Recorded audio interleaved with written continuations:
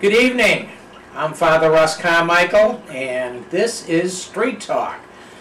This is one of our tape shows. I'm glad to be with you tonight, and I'm extremely happy.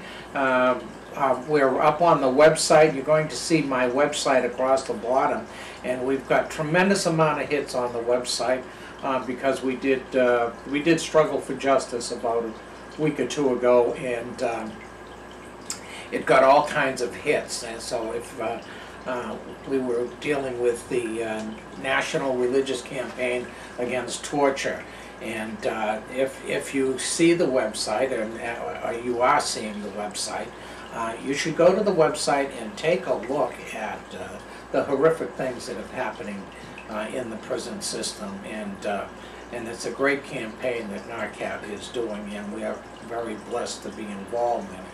And I want to thank all my people who have been watching us. I mean, it is very kind of unbelievable to me that our YouTube hits are well over 11,000, heading for 12,000, something like 4,000 on our 3,000 Years in Life, which is important to us because, as you might see over here, the book When the Prisoners Ran Walpole is a really academic book on what we believe the changes should happen in the prison system, and it reflects what was then the most violent prison in the country.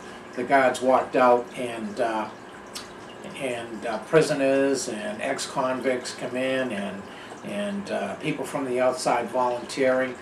It went from the most violent prison in the country for 3 months to where there wasn't one incident or anybody hurt while the prisoners and the outsiders controlled the prison. 3 months. It's an amazing story in the politics, and that book, which Bobby DeLello, who you know is an associate of mine, Reverend the Canon Ed Rodman, Jamie Bessonette was the person who really put it together, and Ralph Ham. Poor Ralph, I hope Ralph sees me. We love you, Ralph. We miss you, Ralph. Those folks put this book together, and it's an amazing. It is a must if you're studying the justice system and prisons, and even the political aspect. It's a must read. One other read before I get to tonight, because tonight I want to talk about the judicial branch. Tonight I'm going to talk about. I find myself in various situations over my time as an advocate on justice issues. Most of you people know my background. Most of you people who have supported me in the years, going on some 40-something years, know that I'm an ex-convict. My background, I'm out of Boston. I did some time in Arizona, and most people know what my background is. And clearly the prison issue is my basic interest and concerns, because I have left a lot of people behind over the years and are still in there, and I've lost a lot of people. So we deal with that issue.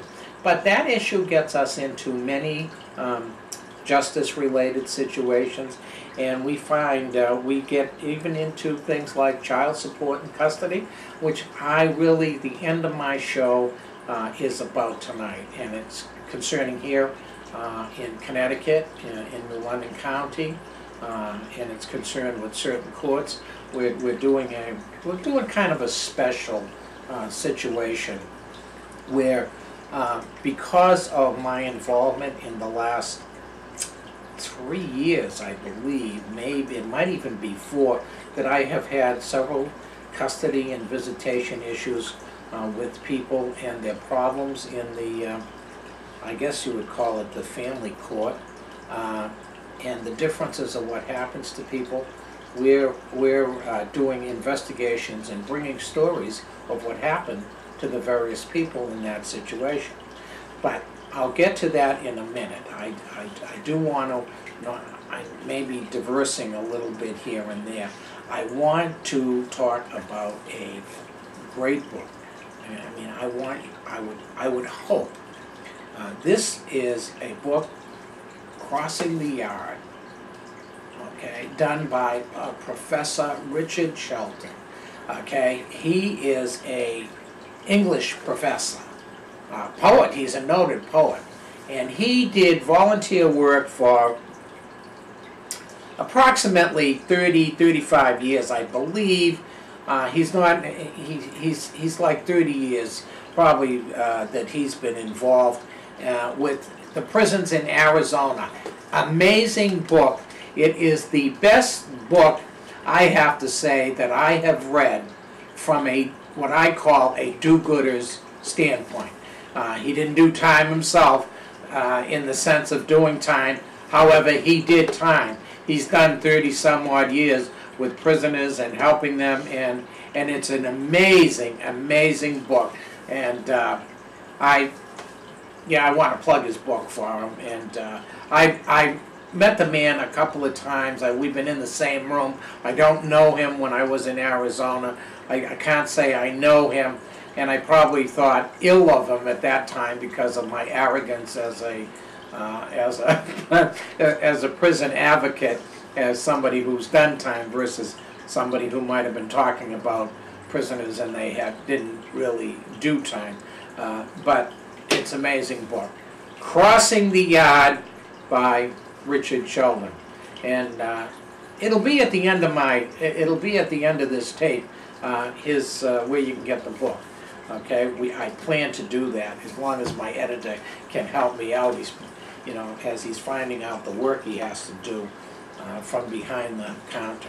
And of course, the other books I do want to plug. Radical Jesus by John Vincent.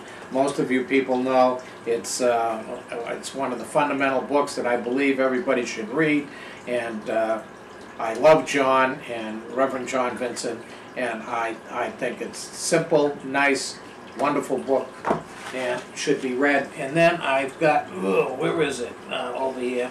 I've got the Execution Squad Fraud, okay, by Stephen Doherty. Obviously, another friend of mine. Stephen did time in Walpole. What happened to him is relevant today if you want to know what's going on with the prison situation.